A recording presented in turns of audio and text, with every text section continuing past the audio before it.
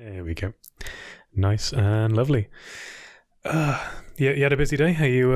Is it your day off today, or are you? Yeah, it's my day off today. And so far I've not done a huge amount, but we got like a massive delivery from IKEA yesterday. So we're building like a big entertainment unit in the spare room. So there's only two of us. We don't have any kids or anything like that, and we've got like a 3-bedroom house. And we thought, what can we do with the other bedrooms? So we're just turning one of them into like the retro games room slash. If somebody's watching telly in the front room and really doesn't, I watch F1 and my partner hates it. So if I'm watching F1, I think I'm banished to the spare room. So we're just making it nicer for the person who has to go in there. Yeah. Oh, wow, that's awesome. Do you have like retro game cabinets and stuff, or is it more like a big TV with the Dreamcast on and the Saturn on and all that kind of stuff? Just big TV and the entertainment unit we're building. Everything will go in there, which will be nice. Definitely, I haven't got a Saturn yet though. That's something I need to get at some point in the near future. Saturn and an original Xbox, which I also don't have anymore. I think I sold mine a long time ago, and very much regret it now. So definitely going to get one of those at some point. Yeah, I sold mine too. About God, when was it? About 3 years ago, maybe. Oh, really? I was trying to. I came back to the family home after being away for a while, and I tried to organize everything while I can, because when I'm away, things kind of slide. And I was like, okay, I'm going to organize all the rooms, all the stuff, deal with it. And I sold all the old games consoles that we don't use anymore, except for the Dreamcast. It was the one that we didn't sell. I don't know why, but me and my brother had this kind of unspoken agreement that's the one we weren't going to sell. But we both came to that in our minds, like, we'll sell everything else but not the Dreamcast, and I don't know why. Well, it was the best choice you could have made, really, not selling the Dreamcast. It's the best console, so slightly biased. Yeah, well, it was a good one. It was. I have many memories of the Dreamcast myself, and I'm pretty sure you do too. Oh yes, yes. There's actually one of my strongest memories was, when people always say you remember where you were when 9/11 happened. Mm-hmm. Well, I was on the final boss of Power Stone 2 on the downstairs television. They were like, "Chris, we need the TV, turn it off." I was like, "No, just 5 minutes." Oh, did they force you to turn it off? Did you finish the final boss, or was that? No, I had to turn it off. No, it's selfish. Made me turn it off. How dare they? Massive world events. No, I need to finish this boss. Exactly. I actually went back and emulated Power Stone 2 on my PC just for the hell of it, see what it is like. And I forgot how little English there is in that game. It is a lot of Japanese voices, and the only English in there is the narrator spewing out some lines that have been translated directly from Japanese that don't sound quite right. Yeah, pretty much. I do like the narrator though. He's awesome. He was good. I still remember his voice in my head nowadays. And I forgot how intricate that system was with building items as well. Like the fusion system. There was a lot to that. Yeah, it was like Mel's kitchen or something, like her workshop, and you'd go in there and put things. Was it you put things in the oven? Like you put items in the oven and they came out? Yeah, I remember that. Yeah, it was a big oven thing, and it would if it went wrong, it would spit out like garbage or something, and you could use the items. Such a good game. You're making me want to play it now. I can't even fire up the Dreamcast because we've taken everything apart in the spare room to put up this cabinet. So the Dreamcast is currently not plugged into anything. So another time, I'll get it another time. Yeah, I haven't got it set up either myself. TV's not in the right place. Too many other games to play as well. Yeah, true. So many games. But maybe one day I'll come back. Yeah. Who knows? That's what I've told myself for the past 10 years for all the games that I haven't come back to yet. I'm like, I'll come back to this at some point, put it away, and then it's just sat there for 10 years. I'm like, one day, maybe when I'm 60, I'll come back to this and go, yeah, exactly. Well, Game Pass has made that so much trickier as well, just the sheer volume of stuff. I know. I mean, it was bad enough that we had all these amazing games that you'd kind of just go out and buy, and then you have sales and you'd buy more games in the sales. And now Microsoft are just going, well, pay £10 a month and we'll just throw all these games at you, and you never have to buy another game again. And it's like, but I've already bought all the games. Yeah. So now I've got all the games I bought and then all the games in Game Pass, and it's like, oh no, it's just too much. Although what I tried to do is I use Game Pass on the PC, so I try to time it when the new releases come out that I want to play. I'll spend well, I used to live in Canada, so it was $1 there, but I'm guessing it's £1 here as well. Throw £1 down for a month, play the games I want to play, don't use it for 3 months, sign up again, new bonus, £1. And it's insane. Clever. That's a good way to do it. But I mean, they've kind of got it now, because you don't, if you subscribe to something, a lot of people just forget, so they'll just carry on the subscription regardless, and so they just, even if they're not actually playing it, and even if they are, they just, they think, oh, well, this is really good value, so why would I cancel and do it all again? And they've made it even, I was going to say, they've made it even better with All Access, and the fact that you just pay for the console and the stuff over 24 months.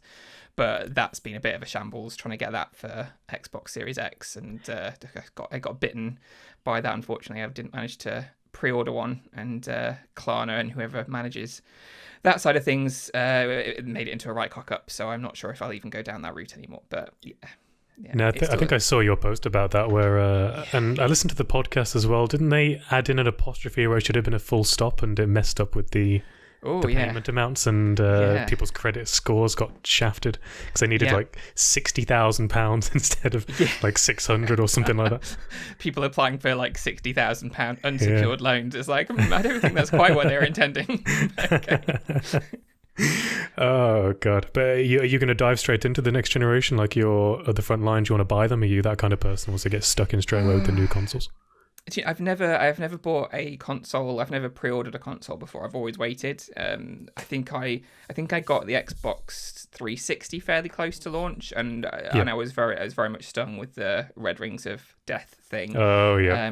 So that's kind of put a damper on it, and plus the fact that consoles, when they first launch, there's always things to iron out, even if it's just OS stuff that doesn't quite work right. So I want to wait. But also I was really wanting a Series X right off the bat, because it's basically just an improved Xbox One in a lot of ways. It's so much, it's backwards compatible.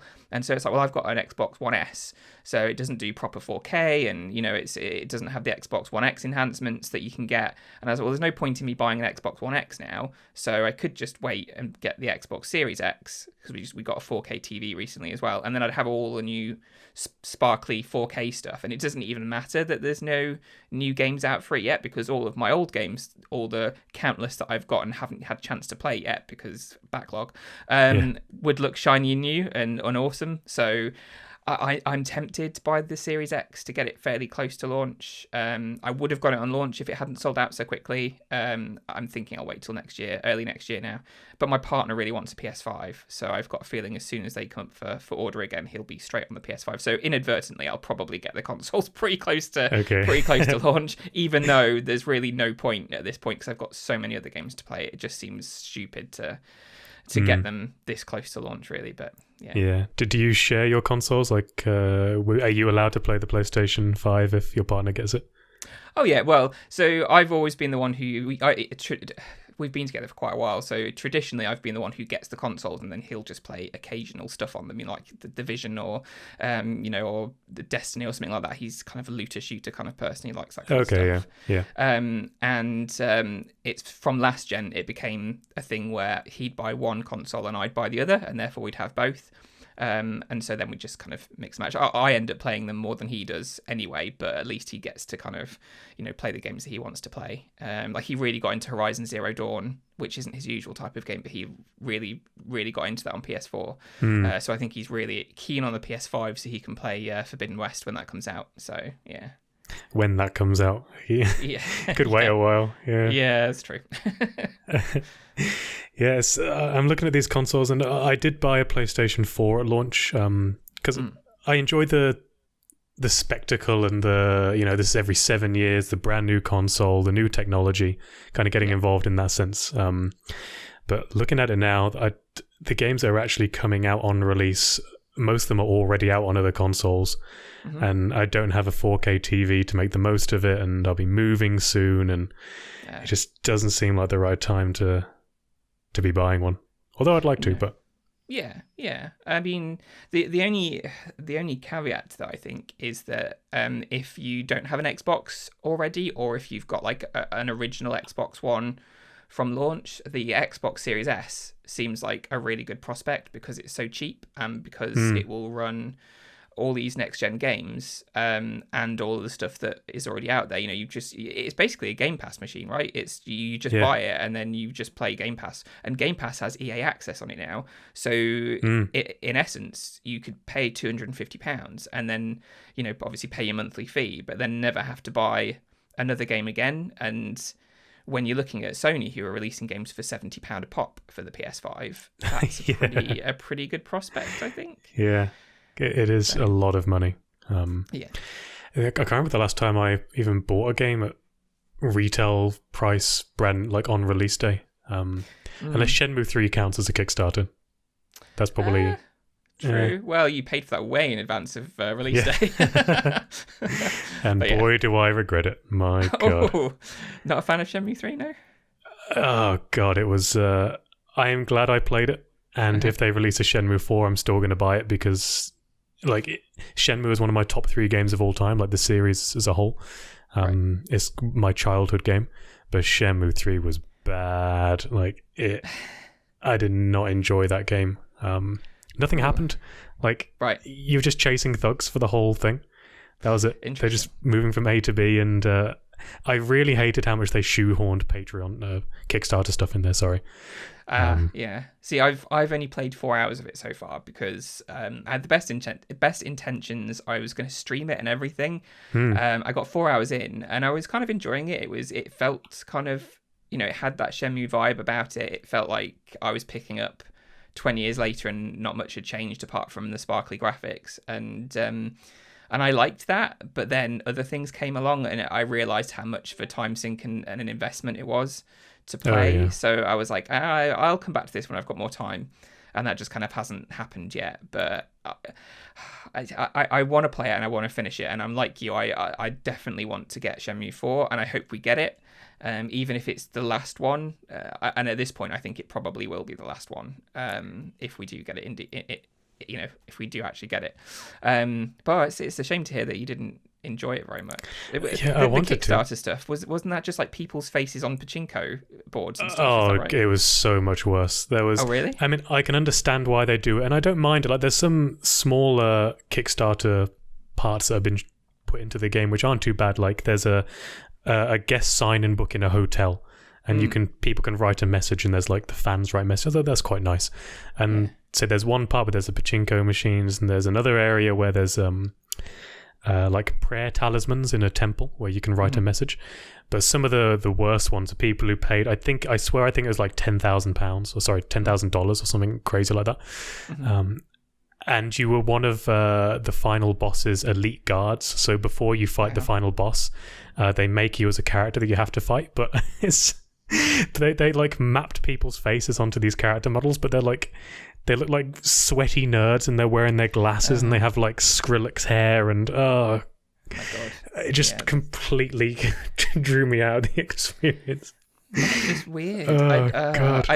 I get the temple and the prayer stuff, that's great because it's just a little message you can put in. Or I get the guest book. One of my friends, so we both backed it Kickstarter. I didn't have quite enough money to go as far as getting something put in the game, but my friend did, and he got the he got the guest book thing, so he got to put a message in one of the guest books. Yeah, that's nice. But they were really specific apparently about what you could and couldn't write in there. So obviously they didn't want people to put hashtags and Twitter accounts because it's the 80s. It needs to be specific to that. But they also wouldn't let you put other people's names in. So he was going to, because I couldn't afford to. He was going to say, me and Andrew had a great time. Do a proper nice little guest book thing, but mentioning me, because he knew I couldn't afford to have my name in it, and they wouldn't let him do it. So I was like, oh, that's a bit it's kind of sucky. That's a bit harsh. Yeah. But I'm looking forward to eventually getting to that. But I'm guessing so many people have written things in the guest book that it'll take me a lot of flicking through pages to find my friend's entry to read. I don't know. I don't think it was too bad. I think it was worse in the temples and stuff, because you have to kind of move your character around. But here it's just, the flicking, and I don't think it was awful. You'll have more reasons to flick through that book than I did. I just had a quick glance. I was like, okay, that's quite nice. But I like perks like that, when they put little things in video games, like the the best one that I've had. So I'm a Kickstarter junkie. Like, I'm crazy for Kickstarter. I've kind of weaned myself off it a little bit now. I well, you made two of your own. Well, I have, yeah. But in terms of backing, I mean, I'm nearly up to 200 campaigns that I've backed. Jesus. Oh, yeah. Right. Okay. God. It is mad. But this is over the course of 5 years or so, 5 or 6 years.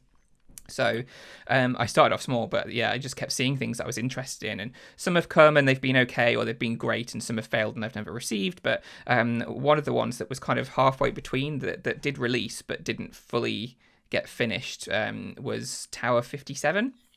Okay. I don't know if it's a game you've heard of, but it's a PC game. They were intending to release it on console, but they couldn't in the end for whatever reason, so it's only ever been on PC. Yep. It's kind of like a top-down shooter game, but you start off at the bottom of this tower. You've been sent in to try and figure out why the tower stopped communicating. It's like some kind of post-apocalyptic cyberpunk world, and you go and you have to like shoot all these mutants and enemies and all this kind of stuff, and you just go up the tower to different levels and fight different enemies, and as you go up the tower, things people get more wealthy as you go, so that like the poorest people live at the bottom and the wealthiest people live at the top. Okay. And it was quite cool. They made it look cool, and I backed that on Kickstarter, and one of the perks was that you could add an Easter egg into the game, like a visual Easter egg. Okay, so that's cool. So I decided that my visual Easter egg was going to be a Dreamcast. I was like, I'm going to put a Dreamcast in this game, damn it. So I did. They put a Dreamcast in like one of the top levels, so you have to get nearly to the end of the game to actually even see it. But it's there. It's in one of these rooms that you go into in the top, near the top of the tower. These wealthy people, so it's like a really decadent place with like marble columns and stuff. And there's just a TV in this room with a Dreamcast and a controller. And if you click on the Dreamcast, if you kind of go up to it, a little bubble pops up that says it's thinking, which is cool. So I was really pleased with that. Like, so some stuff like that I really like, and I think people do it well, but it doesn't sound like Shenmue 3 did this particularly well, unfortunately. They had a lot of tiers. The highest ones, I think you could have lunch with the creator. Was one of them, but it's insanely expensive. But yeah. I don't know, when it detracts from the experience, and you can see like you're in the middle of in the middle of this Chinese village of nowhere, and there are these just like really burly white people walking around. It's like, what's going on here? Like, this isn't what I expected. Yeah. It's wrong, isn't it? Because it's set in a very specific time period, and in the first games, if you saw if you were in Japan or if you were in China in Shenmue 1 and 2, it was very rare that you'd see somebody of a different ethnicity walking around, and if you did, it was like a big deal. Like, you're like, oh, there's like this American guy, and they'd make him into a proper character. Jamaican hot dog seller. Well, yeah, good old Tom. But in 80s Japan, it was fairly rare to see somebody else of a different ethnicity walking around, especially in the suburbs of Japan, like maybe in center of Tokyo, but not in the suburbs. And then especially when you move to Hong Kong and stuff, I mean, I guess more so there because it was under British rule at the time, I suppose, so you can kind of understand it. But then you move out into Shenmue 3 and you're like in like, was it some kind of province in deepest, darkest China where the likelihood of you coming across people other than Chinese people is going to be really low.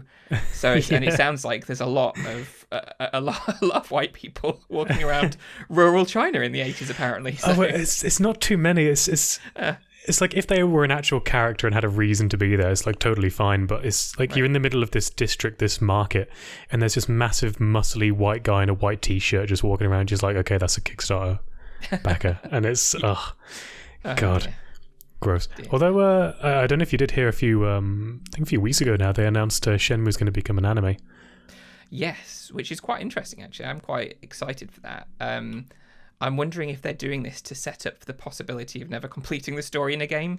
That's my cynical side coming out, I guess. But yeah, I'm going to be interested to see it. What is it supposed to be, the story of 1 and then part of 2 as well? The first season, I believe. That's what I hear. Okay, I had to Google. I couldn't find information on that. Although I did find that something that just had me worried about it, to be honest, is the director is the person responsible for One Punch Man season 2. Which I don't know if you watched One Punch Man season 2. Okay. Well, One Punch Man season 1 was very highly acclaimed because of the action scenes and the characters, but then season 2 wasn't good at all because they changed the studio that was in charge, and instead of actually animating the fight scenes, they did like a lot of the the tropes of anime where they cut away so you don't see the impacts, and there's lots of freeze frames and pans to save money on animation. So maybe that was more of an animation thing than a director's thing, but I'm worried.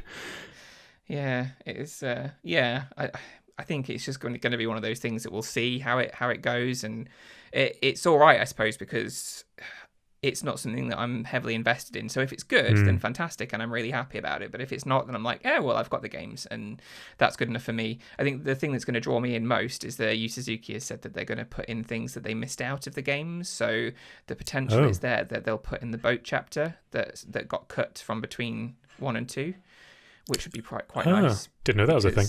Yeah. There was meant to be an entire, because I can't remember how many chapters there were supposed to be. Yeah. But Yu Suzuki had plans for loads of stuff, and obviously, he cut some out, and I'm guessing he's cut way more for Shenmue 3 than he thought he'd need to. But yeah, in between 1 and 2, there was meant to be an entire chapter where you're actually on the boat crossing to Hong Kong, and a bunch of stuff was meant to happen. So we actually, hopefully, are going to see a lot of that in the anime, which will be pretty cool.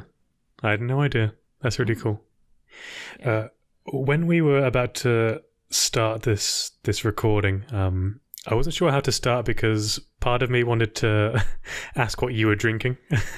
Another part was throwing insults around that you guys sometimes seem to do on your podcast. I was like, how do we start this? So I think now's a good time to ask Andrew, what are you drinking today? Well, I was getting prepared for this about 11:30, so we're recording fairly early in the day. I don't usually record at this time. It's mostly 8:00 at night that we seem to record. Yeah. And it's a rare day off. I've got a day off, which is nice. So I was like, I've got some wine. I'm not going to have any other chance to drink it over the next week because I'm working late. So I'm like, I'll get some wine. So at 11:30 this morning, I was pouring myself a glass of red wine. I did not start drinking it until about 10 minutes ago. So I got safely over into the afternoon before I started drinking it. So yeah. Once it hits 12, that's allowed. It's not acceptable the morning. Then. Okay. It's acceptable. Oh god, I was looking around in my kitchen. I'm not a huge drinker, to be honest. I'll have the occasional beer, but I don't go out of my way. So I was just scouring the kitchen for whatever we had. And we seem to have lots of leftover stuff from Christmases when people come and they leave their beers, and there's ports and wines and stuff that I didn't even know what type of alcohol it is. And I tried to find the most interesting thing that I'd actually enjoy. I tried a random Berlin beer, but I think it was off. I think it's way too old. It's terrible. It was warm. So I went into the fridge, and all we had was Stella, Strongbow, John Smith's. But I found one small bottle of Eternal Northern Monk Brew Company Season IPA. Interesting. And it's actually rather nice. So that might be my brother's that I stole off him, but he'll soon tell you when he checks. It's for a good cause. I drank his banana bread beer once, and that didn't go down well. I was like, dear. This looks nice. I'll try this, and it was the one that he was going to have. We should get you on at some point, because I don't drink beer at all. So whenever there's beer talk, I kind of either tune out or I just listen to the weird names that they give, and I'm like, what the hell is that? But yeah, all the other guys are proper craft beer drinkers. Don't know what they're talking about, man. Is it Rich is always a Belgian truffle seasoned with a pinch of cinnamon from brewed in Surrey by 3 monks or something. It's like, where does he get this stuff from? Yeah, it is crazy, and the amount of money that he pays for beer. I think he showed us one beer that he bought was £23, and I was like, why have you spent £23 on one beer? I don't care how good that is. You could have bought a game for that much money. Yeah. Have you heard of Season Pass? God. Oh man. Are you still streaming on Twitch nowadays? I remember I was back when you had the Kickstarter going for this year 2 of the Dreamcast book that you're currently working on. You were doing a lot of Twitch streaming, and I remember watching it when I was doing the washing up in my kitchen. But is that something you're still doing? Because I had a look at your Twitch channel, and doesn't seem like there's been a video in a while, but I remember you were talking about how you bought a bunch of Twitch setup stuff. Do you know if that's still a thing? I haven't done it for a while, mostly because there's been all sorts of other stuff happening, and work's been pretty busy. So, it's one of those that you have to find the time to do it. And also, if you're going to do it, especially if you're working a lot, it needs to be, I don't know, you finish work and it's I just want to sit on the sofa. Oh yeah, yeah. I don't want to. I don't want to kind of sit in front of the computer and have to engage and be engaging when all you want to do is kind of like switch off. Yeah. So I haven't done it for a while, but I'm intending to hopefully very soon. And yeah, I did buy a bunch of setup stuff, so I have all the things that I need to do it, and I enjoy doing it as well.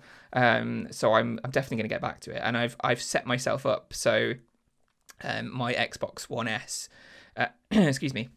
I've basically I now have as many Dreamcast games as I can think were ever released on the Xbox, and I've got them all on there. So I mean, I could get the Dreamcast and I could get a cable for the Dreamcast and set that up, and then one day I probably will to play some of the more obscure games. But I've got like 10 games on the Xbox that were on the Dreamcast. So what I'm intending to do at some point is getting set back up again, bring my Xbox upstairs, especially when I get a Series X, so the S can live in my office then, and then I can just kind of stream from that. So obviously not just Dreamcast games, but it's nice to have that selection there, considering that's what my book's about. And so yeah, I will be getting back to it. It's finding the time, and it's finding the motivation sometimes as well, because it's one thing doing a podcast where like what we're doing now, I can just sit here and have a nice chat, and we don't have cameras on, so I can look as scruffy as I want, and it's fine. Yeah. But Twitch, I've got I've got to be fairly presentable at least, and and I need to be playing a game as well as being engaging, so it's more effort, and just need to get back into the swing of it, I think. Yeah, no, I very much look forward to that, because it was good fun when I was joining in with that launch. It was pretty cool. What games are on the Xbox that are on the Dreamcast? Because off the top of my head, I can think of Jet Set Radio Future. Right, but that's not compatible. So that was on the Xbox, great. Original Xbox, but they haven't made it backwards compatible. So unfortunately, you can't play it. I do have it, but I have nothing to play it on, which is annoying. I think it's backwards compatible with the Xbox 360, but I don't think it's compatible with the Xbox One, which is annoying. Anyway, on Xbox One, there's the original Jet Set Radio. That's on there. Sega Bass Fishing, Soul Calibur, Shenmue 1 and 2, of course, because they ported those over, the HD remasters. Oh, yeah, of course, yeah. Sorry? I was just saying, of course, yeah. I completely forgot they ported them over. What else is there? I'm trying to think off the top of my head what there is now. I've got Sonic Adventure 1, Sonic Adventure 2, Resident Evil Code Veronica is on there. So yeah, there's a bunch of games.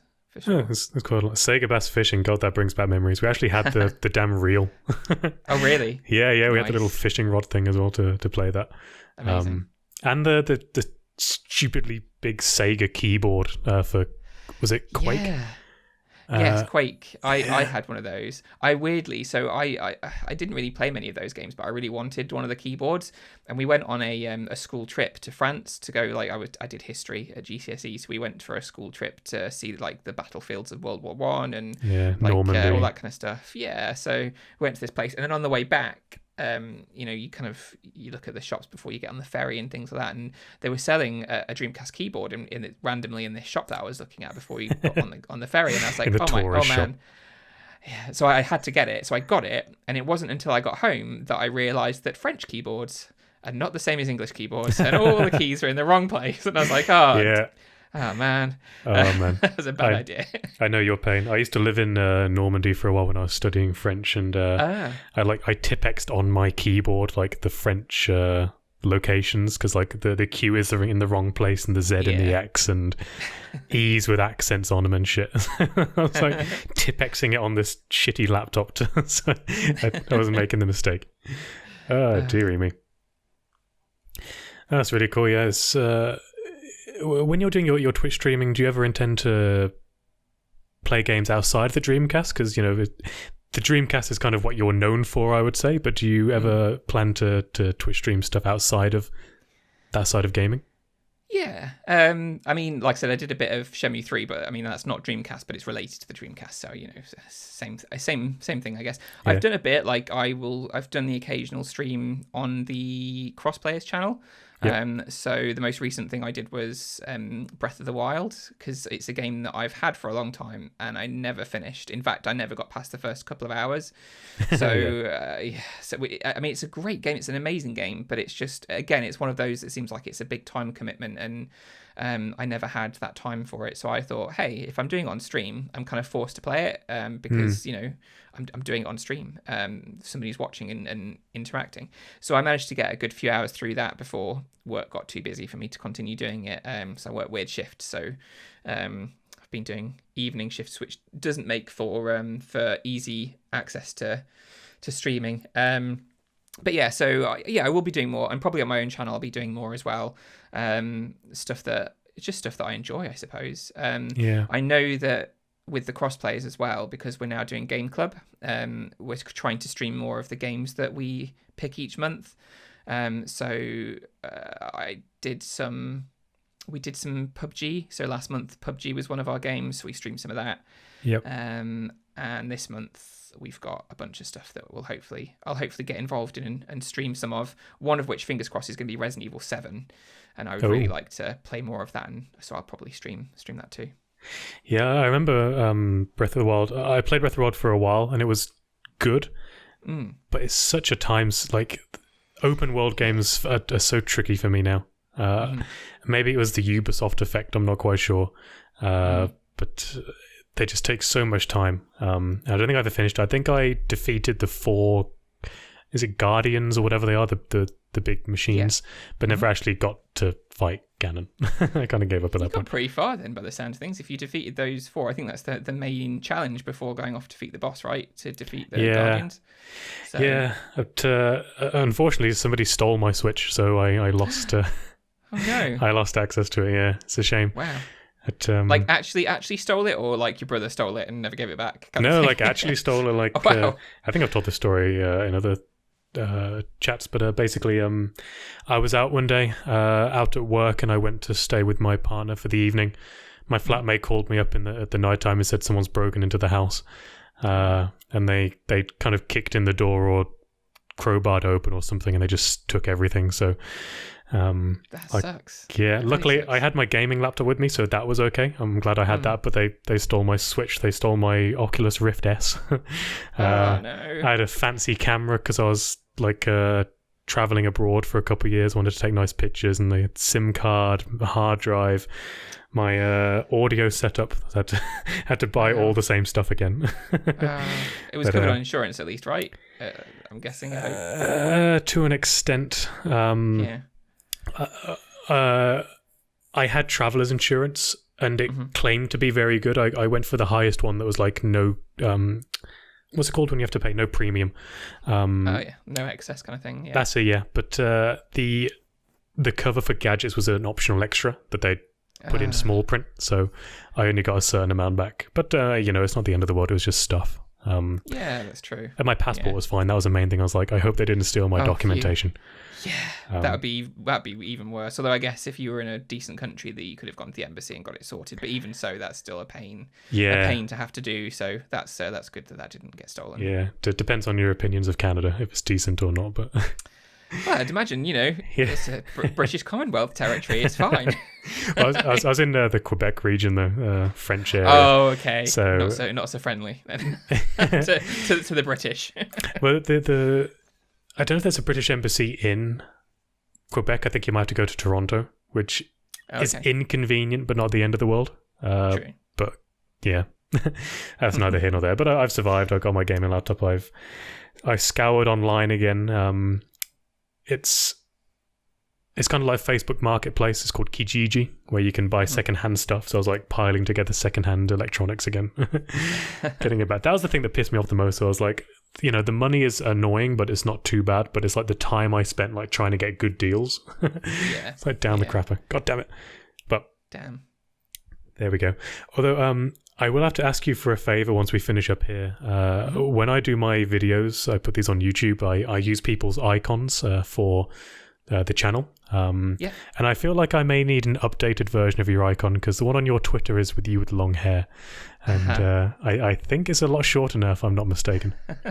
It is. So the one that I've got now is Dan Tiller, who's the artist for year 2. He, in the first book we had profile pictures for everybody, like portraits for everybody who kind of contributed to the book, and then some of the backers who backed at a certain tier, and we're doing the same for year 2. So I got, for the Kickstarter, I got him to do my portrait, and then about a month later I just cut all my hair off. So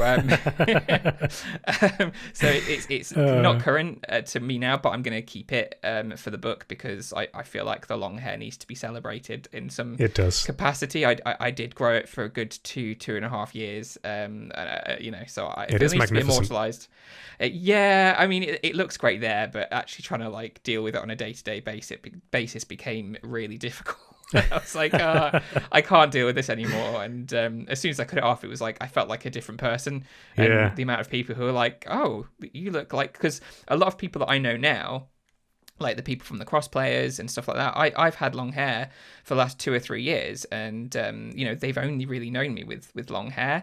But for most of my life, I've had short hair. This is fairly recent development to have long hair. So as soon as I cut it off, they were like, who the hell is this? Like, what have you done with Andrew? And I'm like, no, it's me. And my friend Steve, who's also on the Crossplays, I've known him for 20 years, and obviously he's known me mostly with short hair, and he always gets like, he doesn't understand when people associate me with long hair, because that's not how he thinks of me. And because of COVID and all of the other stuff that's happened, the fact that I live quite far from him as well, he doesn't see me in person very much, so he still thinks of me with short hair and always gets a bit weirded out when he sees me with long hair. So I think he was quite pleased in the end that I got it cut off. It's like, oh, there's Andrew, he's back. Everybody's confused. Jeez. Did it go to a good cause? Did you make a nice quilt of it, or like an addendum to the Bayou tapestry? No, it probably just went in the bin, I think, unfortunately. I'd love to see that though. You go to Bayou and just at the last like little foot of the tapestry, like you've woven in your Dreamcast story. Thing is, it'd all be grey. I'd have to dye it all. Like, my hair's really grey, so it'd just be like grey part of the tapestry. Exciting. Oh god! And for those listening, the Bayou tapestry is it tells a story of William the Conqueror in Normandy, and addendum is when you make a change to something by adding it.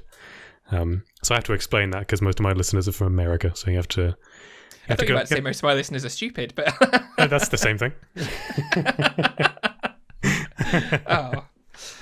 Oh dear.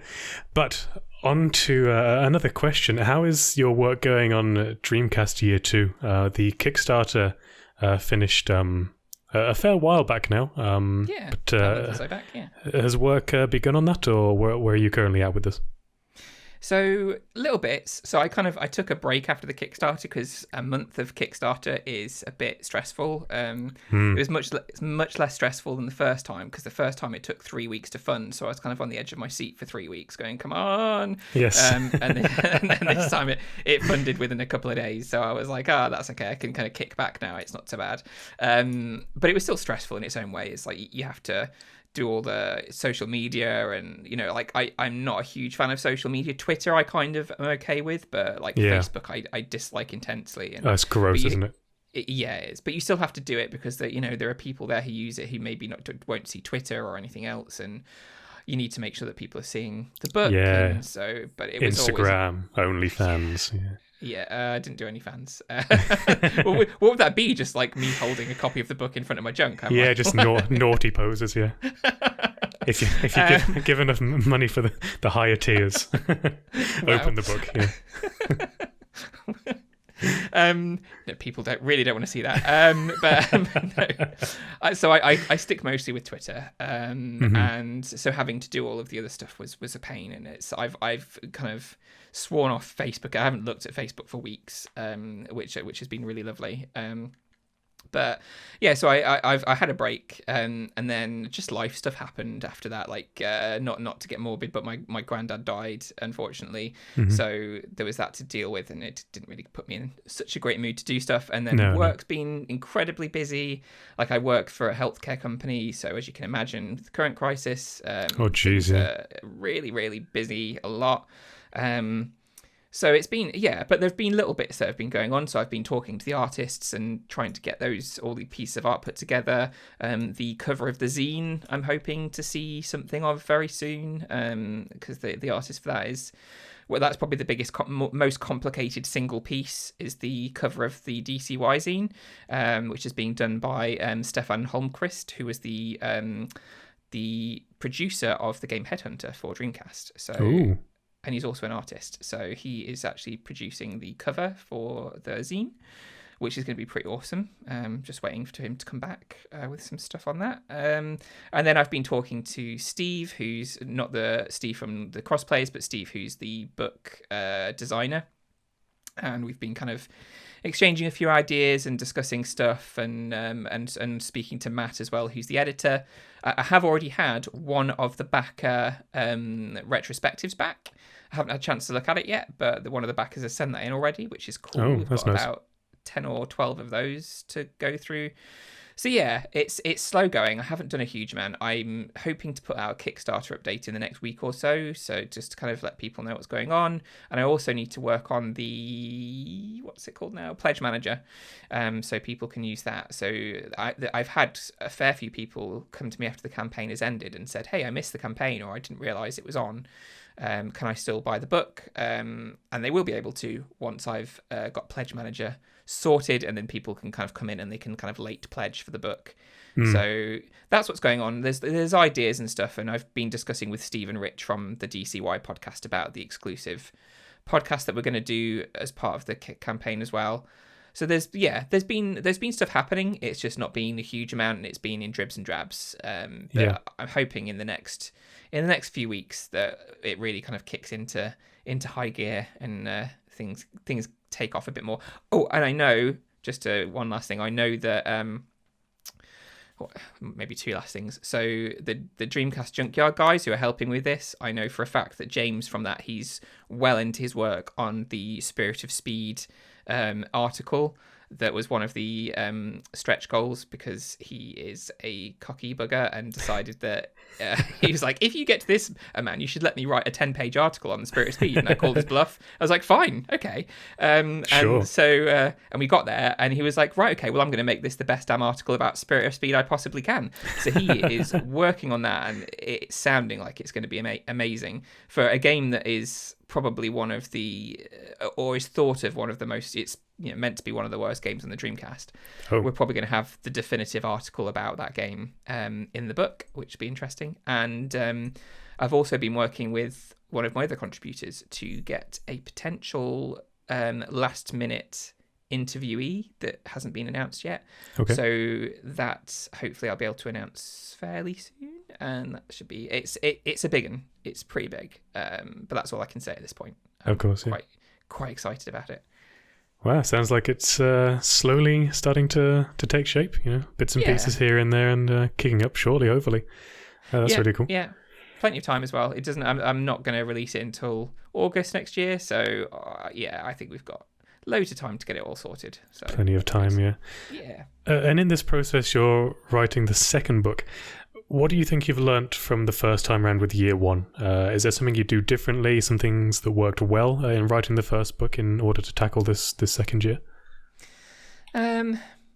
So a lot of the lessons I learned, I put straight away into the Kickstarter, which is, so one of the biggest things is research. So, research is great, and it's an integral part of writing a book like Dreamcast Year 1 or Dreamcast Year 2. You need to kind of know the facts.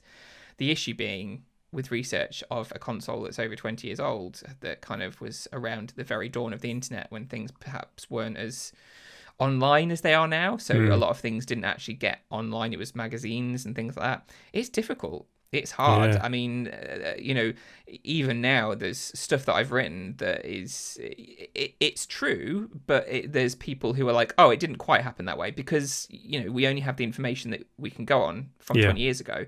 One of the biggest things that I struggled with, and I've said this before in other podcasts and in other chats, is that I struggled with placing games in, when they were released, especially in the UK. Because there's just no definitive source for when games were released. Especially for the Dreamcast back then, they would move release dates around willy-nilly. And you'd look in a magazine, and something like, let's say, Soul Reaver, Legacy of Kain Soul Reaver, which was the worst one I found. You'd look for a date for it, and they'd say, oh, it was going to be released on this date. And then you look in the next magazine, they're like, oh, it's been postponed, it's going to release on this date. And then you look in the next magazine, it's like, oh, it's coming out later in the year. It's like, what the heck? So it's really hard. And then in the end, there was no solid release date anywhere for that game. God. Nowhere written or on the internet anywhere I could find that had a solid release date. So I had to like make an educated guess in the end, because there was actually no date.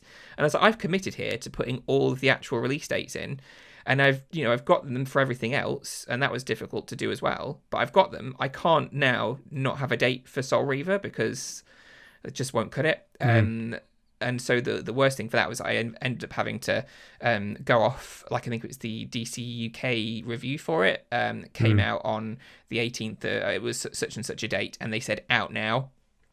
And it matched the release schedule for games, and I was like, okay, I'm going to take this date that this review came out on.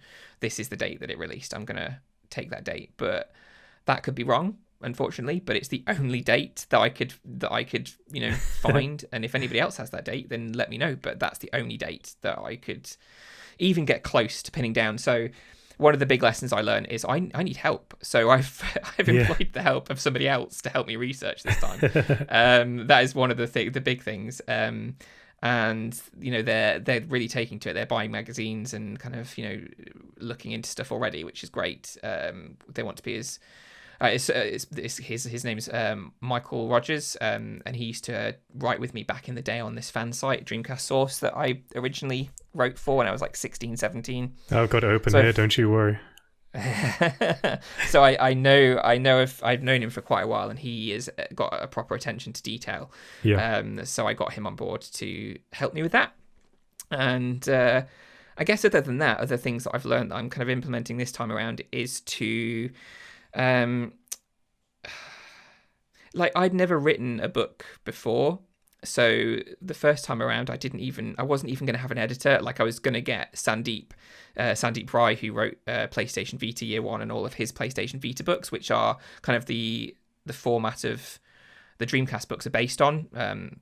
Amazing guy, but I was just going to get him to read through and kind of tell me if they were okay, and then just release it like that.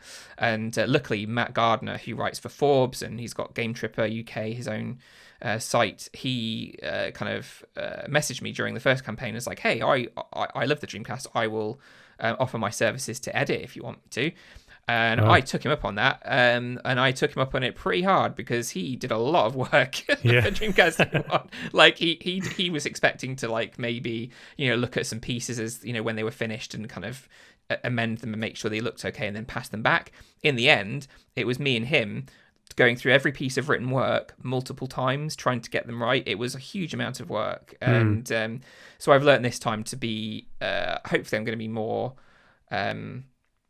helpful to him, because I was so green, is it green behind the ears? Is that exactly. Wet behind the ears? Oh, wet behind the ears. Wet behind the ears. That's like it. Just out the shower.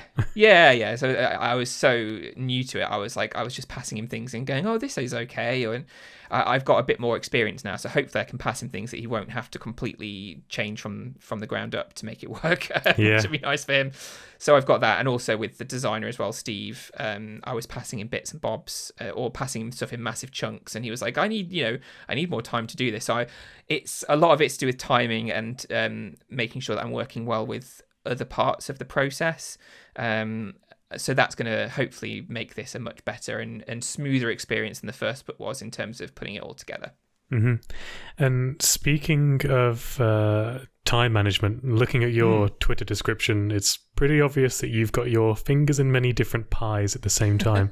How do you kind of juggle having to work on, say, you've got the Dreamcast Years, you've got the Year magazine coming out, the Junkyard, Crossplayers, 3 Pricks and a Podcast. You got a lot of stuff going on. How does that work for you with limited time in the day? So a lot of them I do because it's fun and I'm having a nice time with my friends. So stuff like the Crossplayers, I just enjoy. And the thing is with the Crossplayers, there's quite a lot of us. There's like 10 or 12 of us, and not all of us can always be on the podcast. So it means that I can just kind of step away from that if I need to. And there's always going to be somebody who can step in and do it instead. So that I just do as and when I've got the time to do it. We've done the game club recently, and I've been quite heavily involved in sorting that out. But that doesn't take a huge amount of my time, and it's fun because it's playing games and it's chatting with my friends. Yeah. So I'll always make, I can make a couple of hours for that in an evening, once a week or every few weeks. So that's fine. Three Pricks we haven't done for a while because I think Rich, this is the F1 podcast that we were doing, and that was Rich's baby, and he's been incredibly busy, unfortunately. So we just haven't had time to do that for a while. So I'm not sure when we'll come back to that. The Dreamcast Junkyard is very much similar to the Crossplayers in the fact that it's a group of people, and they put out pods a lot less frequently as well, and stuff like that. So that's again an as and when kind of thing. And but it's the Dreamcast Junkyard I do because they're great guys, and I think Dreamcast Junkyard is probably the best Dreamcast site on the net. Tom has created something amazing with that, and so I was really pleased and happy when they were like, oh, come and do some podcasts with us and help out and stuff. And and I did, and it's kind of transpired into the fact that I kind of host a few of the podcasts there now, and which is great. So and then we've got the DCY podcast, of course, which is my thing, and that again is just as and when we can do it. So it really is. It's just I don't put too much pressure on myself for those side things. Those things I will do when I've got the time, or if it's a fun thing to do, I will make a little bit of time for it. Years magazine, that's going to be awesome. But again, me and Matt Gardner are working on that, and Matt's been insanely busy. So we're going to come back to that probably after year 2 is done. So we'll probably do bits and bobs throughout, but we'll really properly look at it once year 2 is done. But it's absolutely something that I'm very excited to do, because I think that's going to be a great project. And I've always wanted to do a magazine, so that's going to be fun. Yes, it seems like you're a pretty big fan of print media. Do you have much experience in print media before the year 1 book that was made? Because you did work on online stuff as well. No, nothing in print media. Absolutely nothing. Just reading it. Not making any of it. But it's had such a big resurgence. I mean, you look at stuff like Switch Player magazine. That's been a huge thing. And they've obviously doing Ninty Fresh now, the Ninty Fresh magazine. So it's kind of, there's like a wave at the moment of people who are hugely nostalgic for the magazines that they used to read when they were a kid or a teenager. Like stuff like Edge magazine. I mean, it's a good magazine now, but back in the day, it was an amazing magazine. Yeah. And people are nostalgic for that kind of thing, or their favorite official magazine, whether it be the official PlayStation magazine or the official Dreamcast magazine. There was just, that was where you found your news, and that's where the people, you would get to know the writers almost because you were reading them every month, and so you get to know somebody like Casper Field, or you get to know somebody like Ed Lomas through the writing that they would do, and they were kind of like the influences of the late 90s, early 2000s. But in less of a weird, gross way that they are now. They felt like they stood for something, and they were doing a job. And you may not always agree with them, but it was their opinion, and they were doing good work. And having that tangible object in your hand as well, and being able to go and reach for it and pull it out and look back through it later, there's something. I never liked to use the word magical because it's not actual magic, but it felt magical. You had this thing that dropped through your letterbox, or you'd go and pick up from the newsagents every month. Yeah, and it was good. All these brand new games that you'd never seen before, because the internet wasn't really a big thing back then, or it was, and it would take you about 5 minutes to download one picture through dial-up. So the magazine would be the first place that you would see the new consoles, the new games. And they were a big deal, and something's been lost, I think, in the transition from magazines to online. And there's a lot of great stuff, like not saying, there's some amazing video producers out there who do amazing work. There's some amazing writers still who make websites and blogs that do fantastic things. But having all of that stuff in one place in your hand, and I miss that, and I think that a lot of other people miss it too. Going by the what people are asking for with things like Switch Play, people are actually buying that, they want that, and I want to do the same. And I think that books are one thing. Books have always been there. They're a constant. Of course, people are going to buy books of some description, whether it be an ebook or a physical book. But magazines feel like a dying breed almost. And so with Years Mag wanting to go back and explore kind of the late 90s, early 2000s in the form of a magazine feels like the right thing to do, because we're exploring those times in a format that was important and influential during those times. So I think that's going to be really exciting, and I'm excited about it because it's important. I think physical media is important. We can't let it die, even if that means that it's just a few little indie people making little magazines. Yeah, it still needs to happen. But it means so much to people as well. Like it may become more niche, but the people it does affect are going to love it so much, and it'll mean so much to them. Yeah.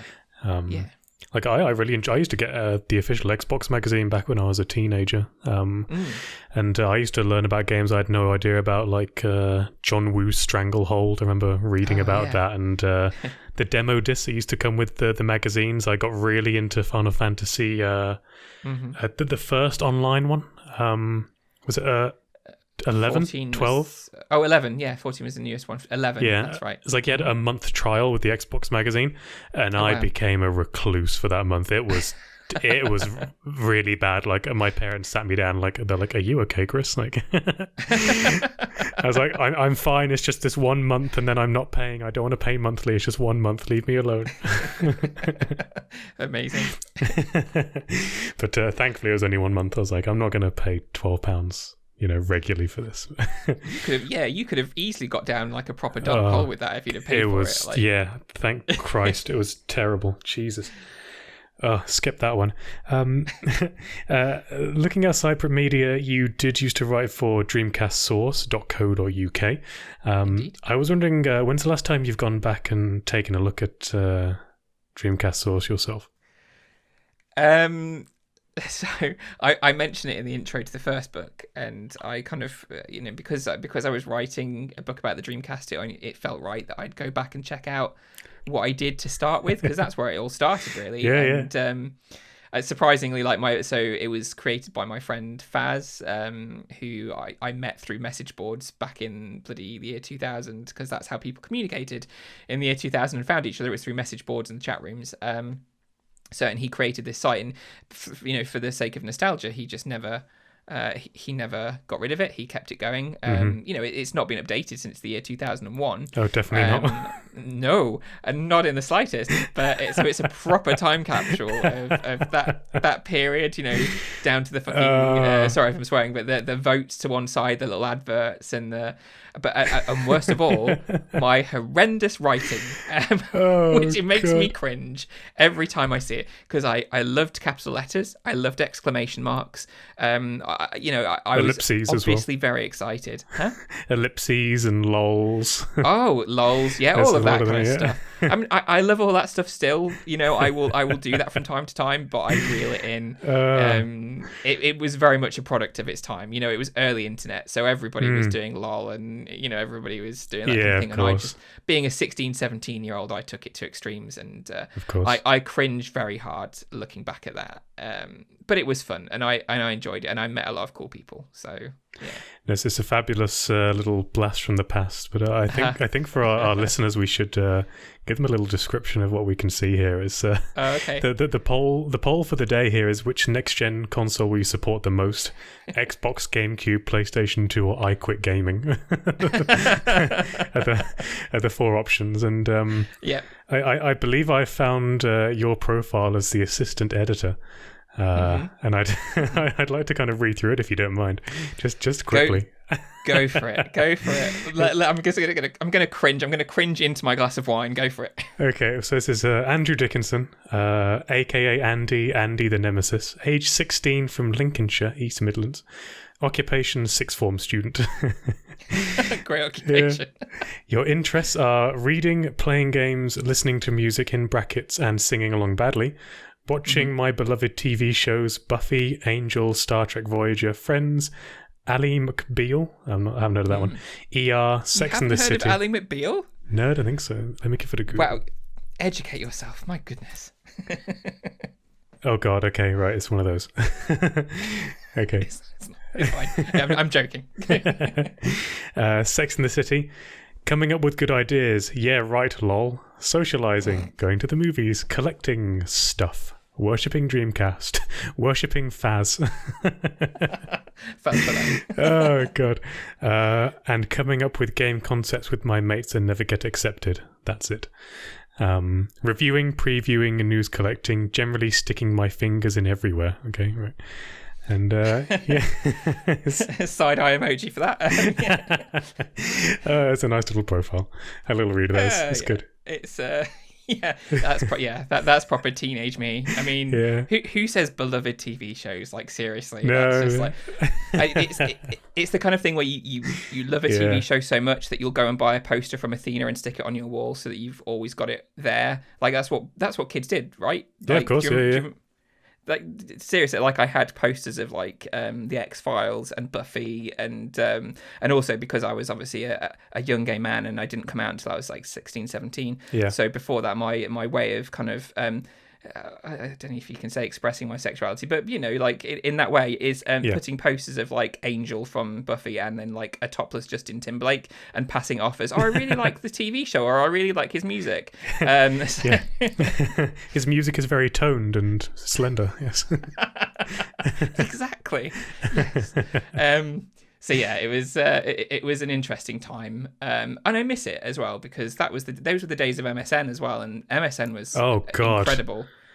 But incredible. Yeah, God, I used to use that. Jeez, just trying to. I remember just spending so long trying to find like the dirtiest emoticons but they weren't emojis, but what were they? They're like GIFs, but not GIFs.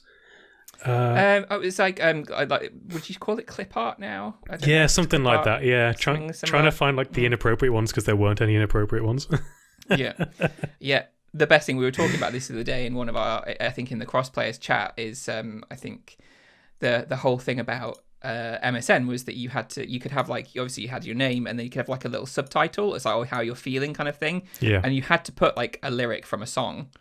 Like that was the thing, right? You had to like do song lyrics, like the angstier the better, and all that kind of stuff. I remember when MSN brought in where if you had like Windows Media Player and you were playing your music through Windows Media Player, it would recognize it on MSN and it would show what you were playing on MSN to everybody, so people could see what you were listening to as well. And that was like a big thing back then. I was like, wow. Amazing! People can see what music I'm listening to. Like nobody cares now. Like why do you care? What I'm like. It's a very personal thing, music. And back then it was like people must know the music that I listen to, and you know it defines me. Yes. Justin Timberlake teenagey stuff. Yeah. Oh dear. Do you remember Pixo? Did you ever use Pixo? It doesn't ring a bell actually. No. It was. What is that? It's kind of like MSN, but as a website, so you could. Make your own website, but it all had templates and drag and drop, and it was just absolutely it looked disgusting. Like people would just drag images of like, you know, artists around in their own face, and then random clip arts everywhere. And oh god, I used to have one of them. And it was it sounds familiar. I mean, early internet was just. I mean, it was a more innocent time. It really was, but everything was so slapdash. It was hilarious.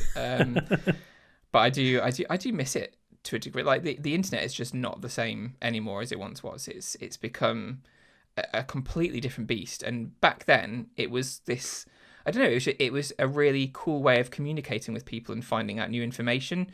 And obviously it's still that, but now also it's like it's a way to communicate your horrific beliefs in things to people as often and as loudly as possible. Yes, good, yeah. Well, I think what shifted for me is back then I'd be more excited to get an email than physical mail, but now I'm more excited to get a letter than an email. It's kind of switched around. Yeah. To the degree where you'll actually you'll sign up to something just so you can get something through the post. It's like, oh, something's come through the door. Oh, I heard the postman. Exciting. Yeah. The big red vans come along. Although to be fair, it's just bills now. Like my dad hates any form of communication like that. Like he won't open letters 'cause it's going to be a bill. Every time his mobile phone rings, he goes, "Oh God," and he gets annoyed just because the phone is ringing. Oh dear. So you said you worked in the healthcare industry. Do you mind me asking, what did you study at university? I was quite interested to know what you studied. Nothing to do with healthcare. So it was. I studied media production. So I did essentially a film degree. But before that, I did a year of a history degree. So basically, A levels, I started doing sociology, media studies, and history. I dropped sociology after AS level because I just couldn't be bothered anymore. Yeah. And I only did 2 A levels, which that's not many really. That's interesting. I just did the 2. Because they were the only things that interested me. I had no interest in anything else at the time. I was a big history buff and I loved media. And I was like, well, I could have done a foreign language, and I kind of, in a way, I wish I'd done German because I did my GCSE in German and then dropped it. And I would love to speak a second language fluently. And that's probably my biggest regret in school, is not taking German more seriously. Yeah, that was mine as well. I have a lot of international friends, and when they all speak English. And I'm like, okay, I got this French person speaking English, a German person speaking English, this Czech guy speaking English, and it's like I felt so guilty that I just I took like 4 or 5 months off, paid for a university course, and flew to France. And then I had a rule that as soon as I land, I can't speak English. So for like 4 months, it was no English, studying in halls, study all day. So sometimes you just have to go for it. You're fluent now, I'm guessing. I mean, if you went to French Canada. Well, I didn't actually speak it there at all, much really. I got an English-speaking job, and the accent was so weird. Like, I'm not fluent, but I'm lower intermediate, which I think is not too bad after 4 months of studying. So I can hold a conversation. I can do all the basic stuff. Which is great. I mean, I'd love to. I mean, I keep trying to study languages. So in university, I did a college course to learn Japanese, which is probably really bad, in hindsight, because that's a very difficult language to learn. Yeah. And when you're also doing a degree, it's like, that's not going to happen. So I learned bits, which I've now forgotten, apart from like, konnichiwa and gomenasai and all that kind of stuff. Ogenki desu ka, the really basic stuff. But that was, nani? I loved all of that. It was great. But I didn't remember any of it, apart from the stuff that's in anime. Oh god, yeah, Japanese game shows. Oh, do you ever watch Gaki no Tsukai? Maybe you've heard of them. No, I don't think so. I thought maybe there'd be somebody else on this planet who watches it. They're a Japanese comedy group, and they do a Laugh You Lose competition every year. So it's like a 24-hour. If you laugh, you get like slapped on the ass with a big stick, and it's intense. Amazing. Like these people get slapped like 600 times in 24 hours. Wow. But, damn, I was hoping somebody would know about this group. No, not me, unfortunately. No. It'd be nice to kind of vary because our taste in media in the UK at least is very much either UK or American. For the most part, we are influenced heavily by Americans. Definitely in terms of media. But yeah, I'd love to learn another language. And the basic German that I did learn, I tried to put into use. So we went to Berlin a few years ago, me and my partner, around Christmas time. To do the markets, and I went to Berlin in university for the Berlin Film Festival, which was great, and it was such an amazing city, and I was like, I really want to go back. So me and my partner went, and I speak very little German. Like I am like I can say the basics, and then I can kind of blag my way into some other bits. Like when I went to Berlin in the when was it? It would have been like 2005, I think 2004, 2005. I originally went to Berlin, and my biggest conversation with somebody was we went to a kebab shop very late at night after having drunken quite heavily. Yeah, and this is back when I ate meat, of course. So I was kind of like just eating all the meat, and I had a conversation with the people in the kebab shop who were basically asking about my grey hair, because obviously it's quite at that time I was in my I was 19, 20. So having grey hair at that age is just very odd. And so they were asking me about it, and I could understand what they were saying pretty much, I had no idea how to reply. Like my grasp of German was not good enough to explain to them why I had grey hair. Because that's what they were asking, like, why do you have grey hair? And I was like, how do I explain this to them? And basically, it's hereditary. And I was like, I don't know the word for hereditary in German. So my mum had grey hair at a young age. The only word that I could think to say was mum. So I just said Mutter. And so obviously they just thought that my mum had driven me to have grey hair because she was like a nag or something. They were laughing their heads off. I was like, no, that's not what I meant. Hereditary. Yeah. And you couldn't bring up your phone to check either, could you? Exactly, because it wasn't that kind of time. It was like flip phones back then, It wasn't like you didn't have Google Translate or anything. But then we went back in 2016, and I didn't have much to the kebab shop. I didn't set the record straight. Didn't quite get back there, but I had a couple. So we went to the German markets, of course, which you can't really call them German markets when they're in Germany. They're just the markets. Yeah. In Birmingham, you can call it the German market. Yeah, exactly. So we went there for just like I wanted to get some mulled wine, and it's Christmas time, and my partner doesn't really drink, so I asked for a Diet Coke. I just said, I asked for however you ask for a thing like a Glühwein or whatever it's called, like Glühwein. Yeah. Und ein Diet Coke, and she kind of looked at me weirdly, and she went off, came back with the mulled wine, and then came back with rum and hot water, and I was like, okay, that's odd. I didn't really ask for that. You just said thank you and took it.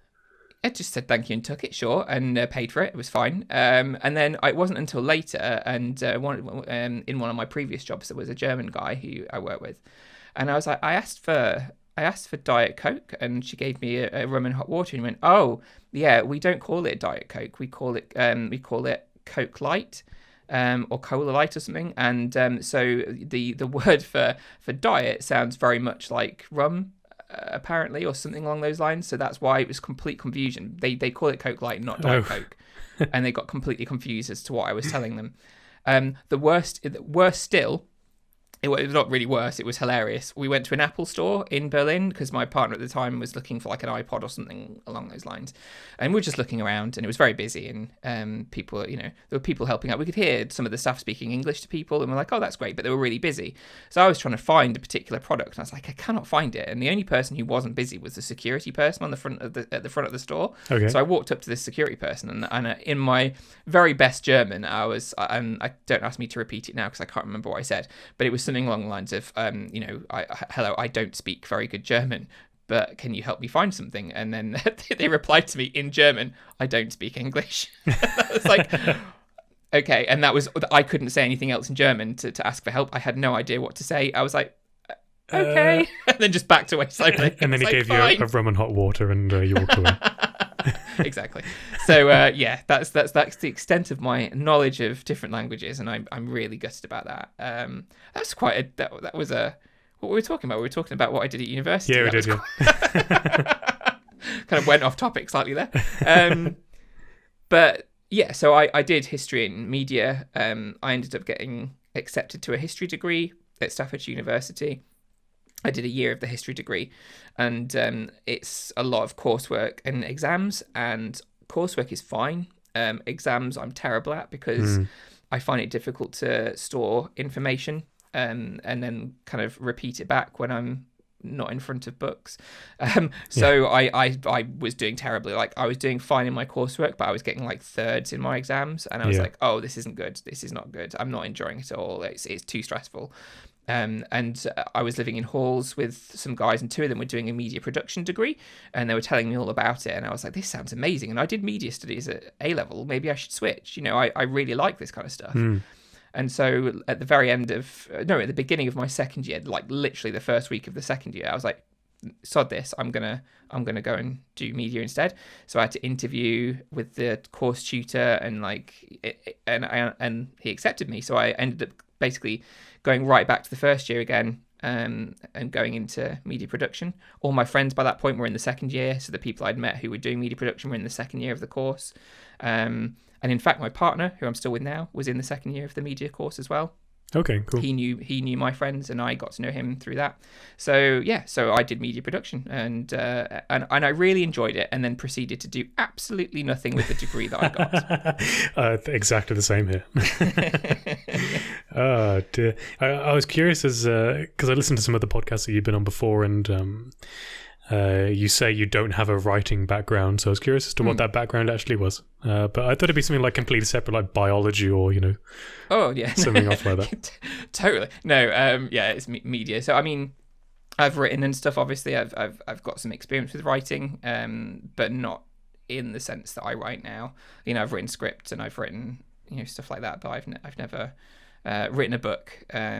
So yeah, it's much different. But some of that's put me in good stead for stuff like streaming and podcasting, because I've got a very basic knowledge of all that kind of stuff from 15 years ago when things were completely different. Yes. HD was only just coming about when we got our first HD cameras in uni as I was about to leave, and we were like editing in standard definition and all sorts. It's a weird time. Very, very strange. One other thing that I learnt from listening to a previous podcast you're on is you lost a test copy of the Dreamcast Year 1 book. I was wondering if you ever actually found where that went. Oh, you've really been listening to like all the podcasts I've been on. Stalker alert. Damn right. No, so nobody's ever come forward to say they've received it. I mean, it's difficult because unless you know what to look for, like if you had 2 copies of the book, then perhaps you could compare them and see what the difference is.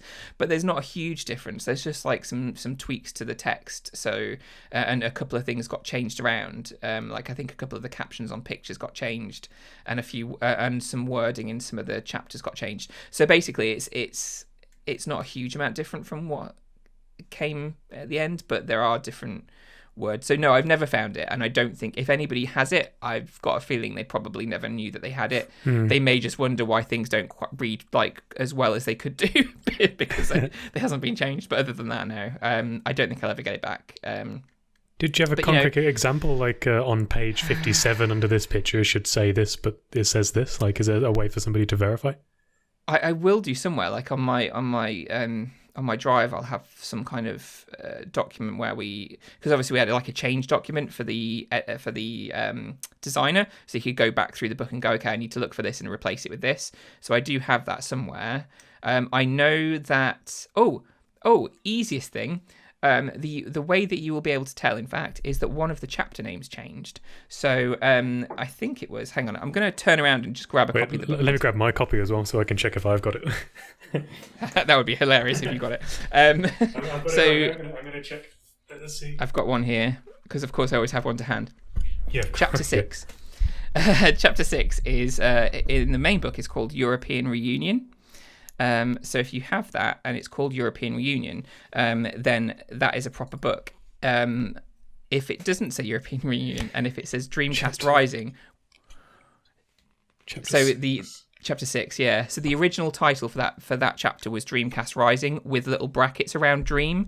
So Dreamcast Rising, I think it was a question mark at the end as well, and it was just so rote that we removed that and just called it European Reunion instead. Yeah. So if you have a copy of the book that has that title, I can't remember if we may have changed the actual title on page 28 is the page, but if you look on the bottom of the other pages, so like page 31, the very bottom at the left hand side, you can see the chapter title there as well, and I think we definitely didn't change those. So if you've got one that says Dreamcast Rising, either on the main title or in the little bits on the kind of the right hand pages at the bottom left, if it says Dreamcast Rising, that is indeed the test copy and not the final copy. Okay. Well, I've got my book here and mine says European Reunion, so I'm afraid I don't know. Although my brother also has a copy, so I'll True, could be that one. Do I offer a prize for this? Like, is it like a reward situation? Like, if found, please return for a reward. God, I'll give you two copies of the book in exchange for the one copy. Well, maybe they'll be good people and just like if someone puts us a lost dog and they ask for $1,000, and a good person would just give you the dog back if they found it. But well, I mean, I'd at least want to give them like a proper copy of the book because they'd be losing their copyright. Oh like, yeah, I'm not yeah, just yeah. Gonna, Give me back. I'm not giving you another one. Yeah. You can't have it. Give it back here. It's true. I mean, I've got like a few personal copies, so I could always swap it with that. But yeah. Okay, yeah. By the end of next year, I'm gonna have 3 copies of this book. A Dreamcast Year one, yeah. Well, I'll explain the story behind that. But, so my brother originally introduced me to your podcast, the Dreamcast Years podcast, and I started listening to it. And at the time, I was living in Canada, and he bought a copy of the book for me for when I got back as a gift. But then while I was listening to the podcast, I thought he would like it because we both love the Dreamcast. So I contacted you via Discord, ordered a copy, and it turns out we both bought each other a copy. Which I don't know what the time difference was between him and me buying it, but I don't know if you noticed it was like the same address, the same last name. I don't know if it ever... that's the thing. I can't remember. What's I mean, you don't have to say what's your brother's name? First name? James, yeah. So I think I remember like there was like a vague like firing of cells in my brain, firing of electricity, and I was like, that looks familiar, and I just went, yeah, just sent it, whatever. But yeah, it was I don't know. I sent so many books, like it was a ridiculous undertaking to send all those books. Oh god, yeah.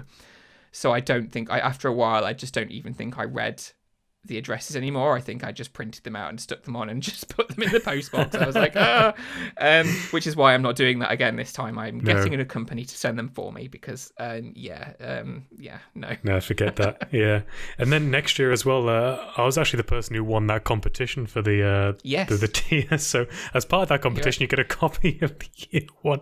So I've ended up with 3 copies of the book. And what we're actually going to do at the end of this podcast is I do have a competition for somebody to claim one of these books, the Dreamcast Year one. Yeah. I am going to say I do love the books, and it's nothing personal, but with 3 copies, I feel like you don't need that many. It'd be good to. I think it'd be good for someone else to enjoy it along with me. Yeah. Well, you can keep one of the original copies and then keep because the reprint is going to be slightly different, only very slightly, and then you can always give the second copy of the original away, perhaps. Yeah. Up to you, obviously. I'm kind of dictating a competition here, but actually, we might as well do the competition now while we're on it. So, as I'm going to be posting this out, like. I don't want somebody to win it who lives in like Uganda, and then I've got to post this off to like it's going to cost me £1 billion to send off. So in order to win this fabulous book, it is a copy of Dreamcast Year 1, the unofficial story of Sega's Dreamcast conception, launch, and the first year by Andrew Dickinson. There's a small competition we're going to do.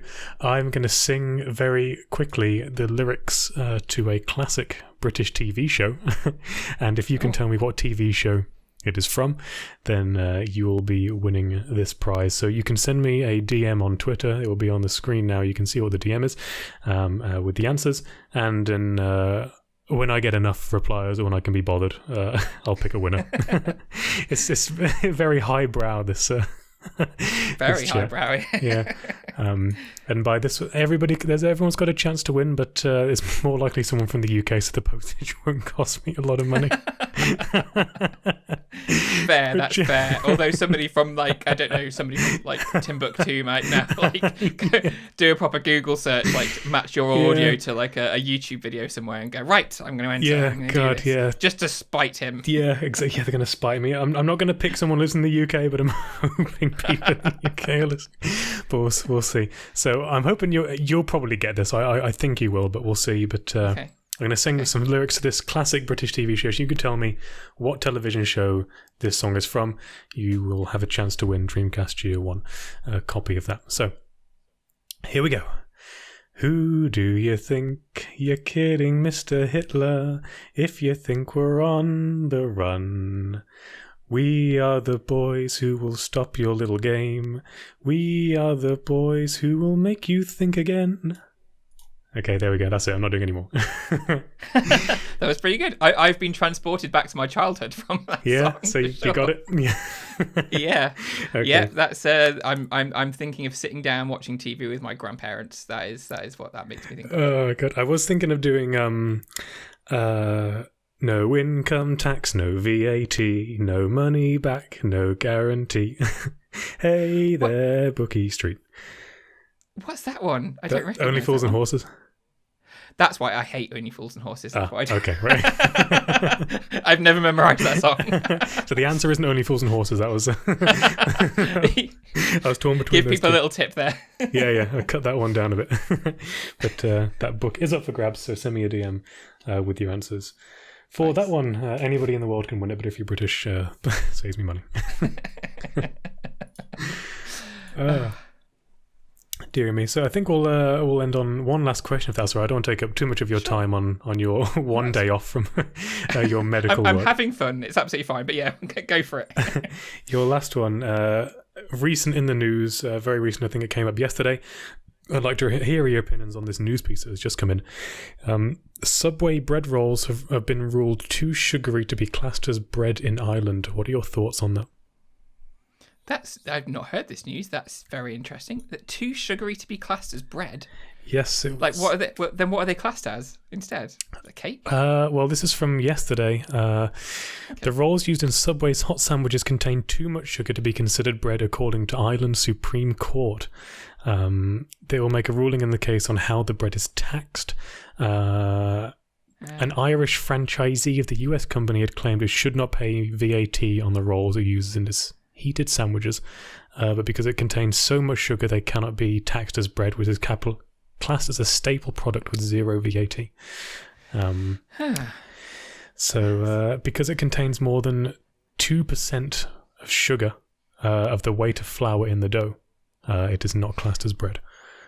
So, I mean, are they putting loads of sugar into the bread then, or is that just like a byproduct of the way that it's made? I don't claim to be a baker. I don't know how this works. Is this to do with like the yeast making sugar? No, they just add in tons of sugar for flavour. So it says the 5 judges who were considered an appeal of Brook Finders Ltd, a Subway franchisee based near Galway, concluded that in Subway sandwiches the sugar content is around 10% of the flour in the dough for both white and whole grain rolls. And because there's so much sugar, they have to pay 13.5% tax for that. That's gotta hurt. Yeah, that's gotta hurt. I don't know. I mean, I do eat Subway. Like, it's one of the few places that deliver to where I live that do a vegan option. So I do eat that, and I didn't realize that it had some. Like, you kind of look at the bread and you go, "I'll get the brown one because that's the healthiest." Yeah, but exactly, by the sounds of it, it still has whole a lot of grain. sugar. It's still got loads of sugar. That is interesting. But I'm curious now as to whether that means that it's like actually cake because it has it's too much sugar. Like, are you having cake sandwiches because there's so much sugar in it? That is interesting news, and I am going to be looking at Subway differently from now on because I'm on a health kick. Well, I'm kind of on a. Says the person who's just had a glass of red wine. I'm kind of on a health kick at the moment.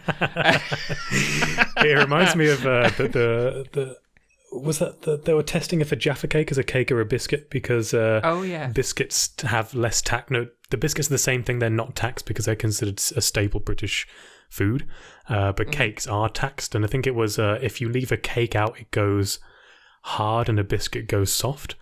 And a Jaffa or the other, I forget which way around it was. And the Jaffa cake did the thing that a biscuit does. So it's classed as a biscuit technically, even though it's called a Jaffa cake. So they save money on the tax. Wow. Yeah, that's a confusing thing. And that's a very British thing as well. Like, I don't think anybody else has Jaffa cakes. Maybe the Australians do. But yeah, very strange. Yeah. But yeah, definitely look at it differently. And I'll food for thought. Maybe I'll just have one of their salad bowls from now on. I'll ditch the bread. Although it's not Subway then, really. Is yeah, it? but they're not classed as salads. They're classed as ice cream because of all the sugar. They do have lots of sugar in the salad as well, don't they? Like it's probably. I read that somewhere. Like it's like Subway. Just stop putting sugar in things. Seriously, like just stop it. Like there's no need. It's just working. People buy it. That's why they buy it. It tastes so damn good. But that's the whole McDonald's thing as well, isn't it? They just put salt in everything, and then definitely, and then people like that, and also then they have to buy a drink because it's too salty, so they need to wash it down. Although and it becomes addictive. I am very much looking forward though to. I mean, you're a vegan gentleman, so probably not as interesting to you, but the triple cheeseburger on the value menu of McDonald's has me interested. I'm waiting for my partner to get here in the UK on Sunday, and then we're going to go to McDonald's because it's strangely become our thing. We like McDonald's, even though it's terrible for us. I used to like McDonald's. It was nice. The breakfast McMuffin, sausage and egg McMuffin was my thing. They're good. Loved that. I'm still waiting for them to come up with a vegan burger. Like they keep saying they're gonna. And technically, I think one of their burgers is vegan. I think, but like they put mayo and stuff on it, so you have to ask for it without. But okay, you got to make it vegan. Yeah, so you have to like take a bunch of stuff off it. But I'm looking forward to one day going into McDonald's and having a proper vegan meal, and it's heading that direction. It's heading that direction. Everybody's going to have a vegan option at some point. I mean, even KFC have a vegan option, and they were very staunchly against it for a long time. So yeah, it's rolling in that direction, which is awesome because more choice is good for everybody. Yeah, well, they realise they can make money, so they're going to do it. Like people are going to buy it, so they're going to sell it. Exactly. Yeah, I think I went into KFC for the first time in a lot of years just to try the vegan burger, so they've made some money out of me. So oh dear. Well, on that note, Andrew, it's been an absolute pleasure. I've had a whale of a time. Thanks very much for having me. It's been great. And I wish you all the best with Dreamcast Year 2, your Years book, and all the other pies you have fingers in, as we said before. Side eye emoji. Yes. Thank you very much. Cheers.